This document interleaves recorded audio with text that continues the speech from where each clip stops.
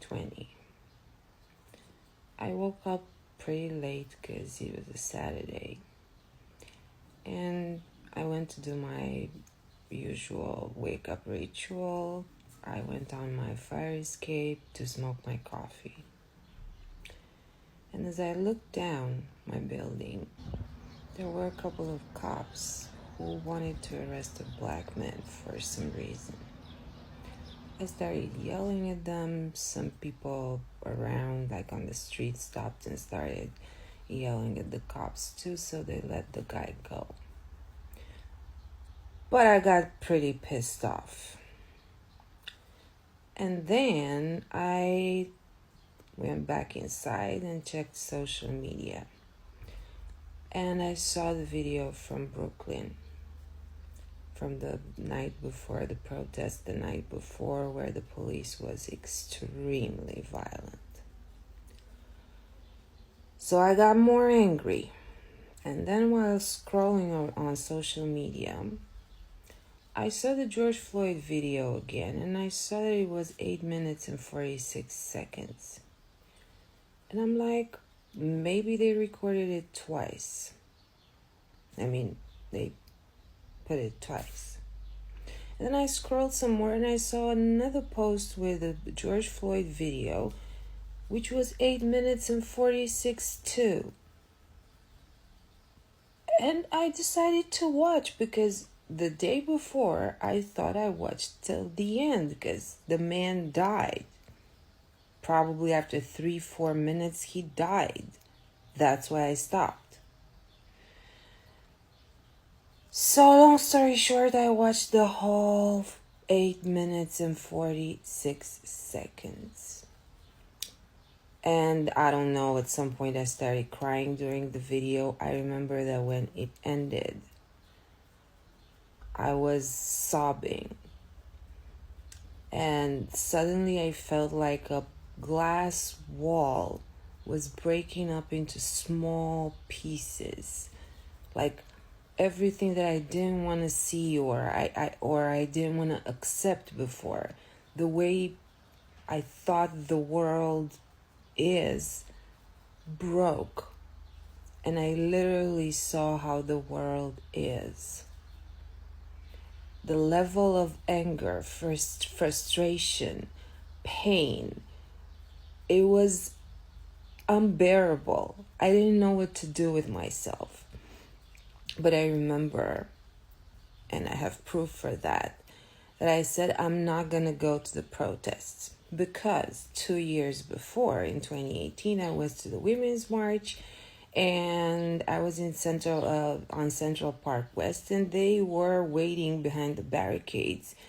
I don't know for what, to be allowed to protest or something like that. And after I waited like 20 minutes and they were just selling pussy hats and stuff like that, I broke the barricades and I went with the people after me in the middle of the street.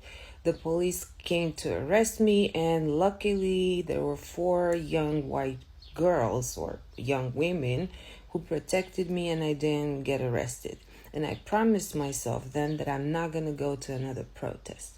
So I posted on Instagram exactly this message. Pause and read, because that's exactly how I felt. I felt like my whole heart is outside, but I'm not gonna go because, I promised myself. And then I went to the corner store, which was like less than 5 minutes from my house, probably more like 3, to buy sparkling water. I never drink sparkling water. I don't know why I wanted it. I don't remember, but I need to get out of the house, and I think, okay, let me get some sparkling water. I got out of the building and it was quiet on the street. There was like very few people. I don't think there were any people. By my building, there was a liquor store and a deli. But anyway, I went to the corner store. It was the pandemic, so it was a little bit slower. How long does it take to buy sparkling water? Probably 5-7 minutes. Anyway, When I was coming back, while getting close to my house, I heard the whole city very loud, like it sounded like millions of voices. And suddenly by my building there were some people buying water, stuff, and I didn't know what was happening. It felt like a huge amount of people was pouring down my street, like a block from me. I was on Park, and the noise was coming from Fifth Avenue. I'm like, what's happening? And I will never forget, there was a little kid, a little black boy, very sweet. He was waiting for his parents who were inside buying stuff. And I asked around because there were some other people around, like, what's happening? And that kid looked at me with an attitude, and he's like, the protests. Like, girl, duh. That was it for me. That was it. Like, whatever that kid gave to me, that energy, that smug thing, it just deleted all my determination to not go, and everything I promised to myself. I'm like, if this kid is going, you better move your fucking ass. So I went back up. I changed my shoes because I was in flip-flops. I took my sneakers.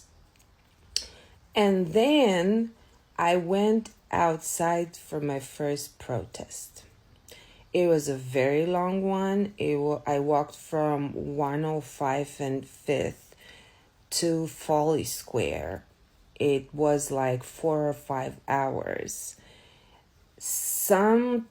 At some point in the middle of the protest around Times Square, the police broke the protest and arrested some people.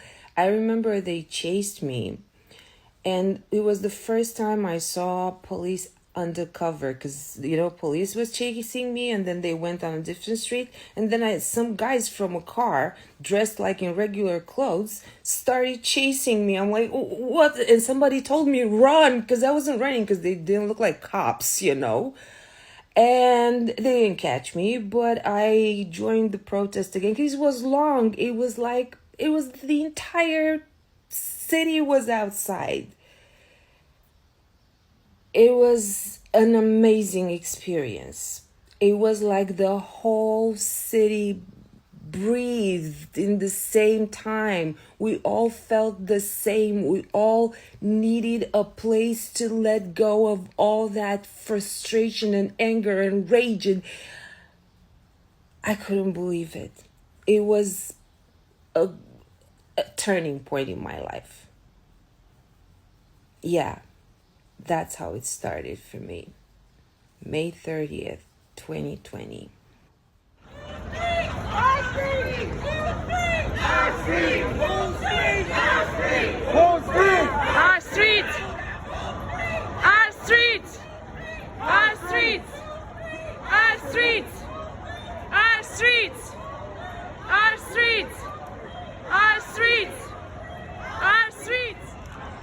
I cannot stand.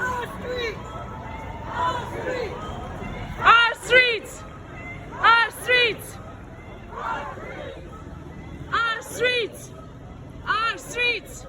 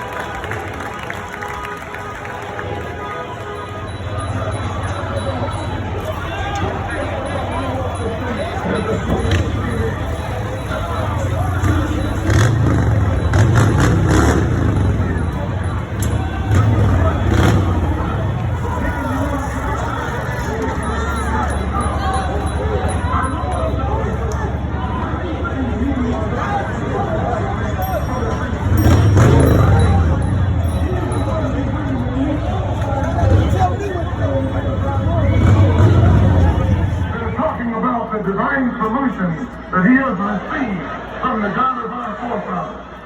Not a temporary solution which will benefit only the handpicked upper class Negro, but a solution divinely designed to solve the plight of the black masses permanently and forever.